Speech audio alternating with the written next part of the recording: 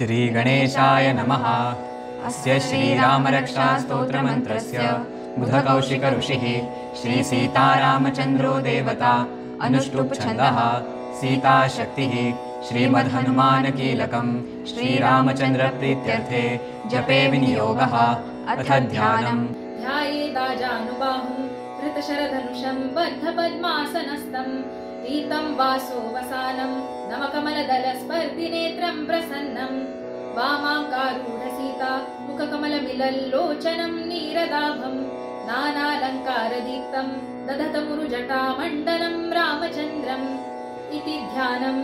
चरितं रघुनाथस्य शतकोटिप्रविस्तरम् एकैकमक्षरं पुंसां महापातकनाशनम् रामो राजमणिः सदा विजयते रामं रमेशं भजे रामेणाभिहता निशाचरचमू रामाय तस्मै नमः।